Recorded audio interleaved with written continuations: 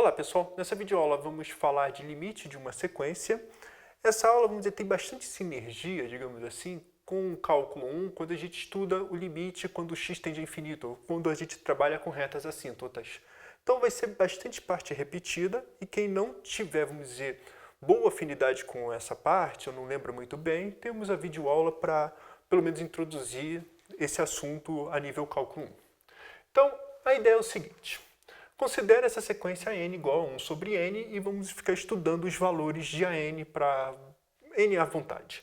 Então, n igual a 1, n igual a 2, n igual a 3, n igual a 4, e depois, vamos dizer, você perde a paciência e já joga um n igual a 100 para entender o que está acontecendo. Aí, quando n igual a 1, 1. Depois vai para 0,5. Depois vai para 0,33333.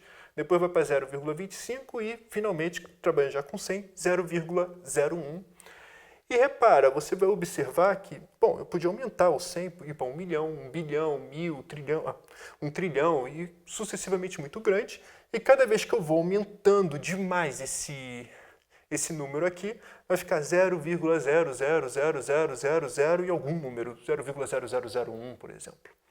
Então, repara, o que acontece é que essa sequência aqui está ficando arbitrariamente próximo de zero. Então, a ideia que eu quero falar vai ser intuitiva, não vou definir em nenhum momento formalmente isso, mas à medida que n cresce, a n vai se aproximando arbitrariamente do valor zero. E quando vai dizer arbitrariamente do valor zero, quer dizer o quê? Vai ficar 0,0000 à vontade, quanto mais próximo possível, tão próximo quanto se queira. De modo que a gente não, em algum momento, vai precisar fazer muito, não vai conhecer na hora de marcar na reta, a gente vai marcar, você não sabe nem se está marcando mais o zero, fica tão próximo de zero quanto se quer. Independente de quanto o zoom faz, vai ficar cada vez mais próximo de zero. Então, a ideia é isso, ou seja, vai se acumulando no valor zero, essa sequência aqui, esses números.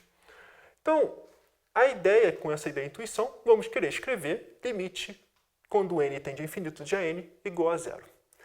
Acontece, só para dar um extra, é que o n tender a infinito de uma sequência é ambíguo. Por exemplo, como eu estou trabalhando com A1, A2, A3, que é discreto, tem distâncias, né, vamos dizer assim, 1, depois está muito longe o 2, depois está muito longe o 3, e assim sucessivamente. Quando a gente quer fazer limite, vamos dizer, só pode ser limite quando n tende a infinito. Tá? A gente está trabalhando com valores discretos, com n tão...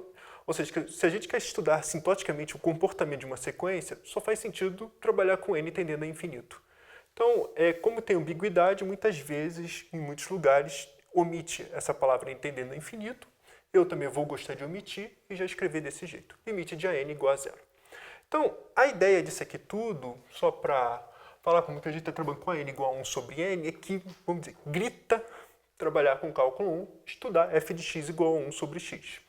Quando a gente estuda f de x igual a 1 sobre x, com x pertencente a x maior que zero, né, todo real, e trabalhamos com a sequência AN igual a f de n, e a vantagem é que aqui a gente tem gráfico, tem ferramentas do cálculo 1 que talvez ajude, inclusive, a estudar essa sequência. Então, o que acontece é o seguinte. Olha, nós temos aqui o gráfico de 1 sobre x para x maior que zero, e o que a gente vai fazer é considerar nos pontos 1, 2, 3, 4 e assim sucessivamente. Então, quando x igual a 1, daqui até aqui é o A1.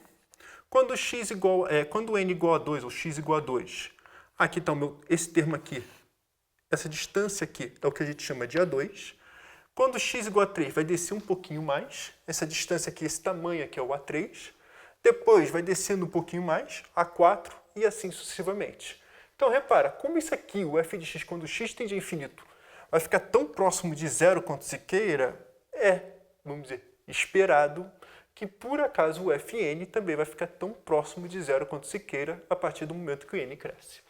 Isso aqui é um teorema, na verdade é um resultado geral, mas antes de continuarmos essa visão, esses dois pontos que a gente vai sempre atacar o problema, ou seja, muito cálculo, vamos dizer assim, muito parecido com cálculo, vamos só dizer uma definição informal desses conceitos aqui que a gente vai trabalhar.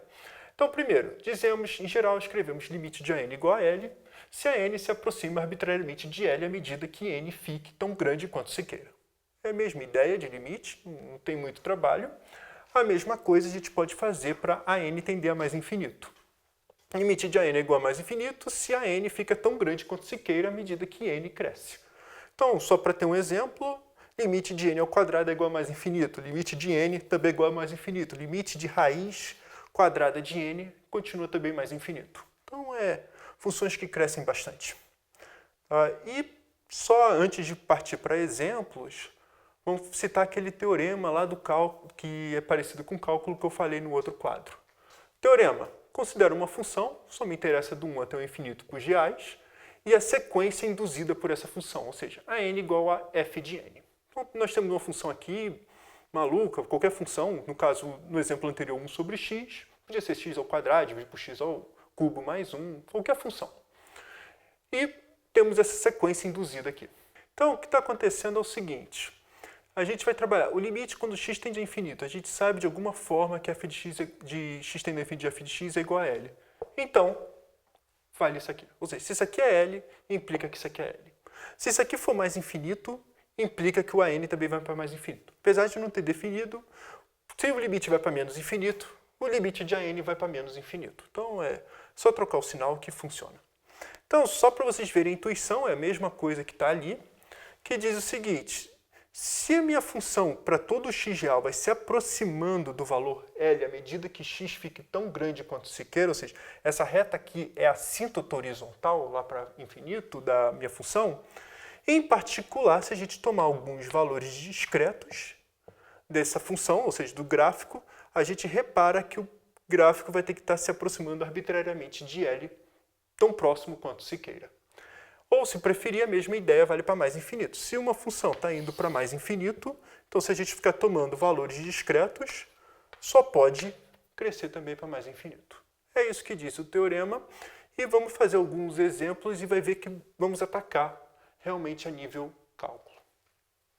Então, continuando a aula, vamos fazer 4 exemplos, cada um com uma informação um pouquinho diferente, e depois o último exemplo é mais interessante, que tem parece que o limite não existe, mas na verdade existe se a gente não tomar cuidado com os resultados, com a hipótese dos resultados. Então, vamos lá.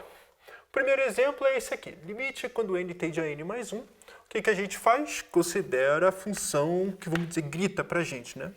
Limite quando x tende a infinito de x dividido por x mais 1. Bom, aqui vocês podem fazer várias maneiras. Uma delas é botar o x em evidência no numerador, no denominador e fazer todas as contas como se fosse o limite, lá nas aulas introdutórias de cálculo 1. Mas um outro jeito, e eu já gosto de usar isso, usa a regra de L'Hopital.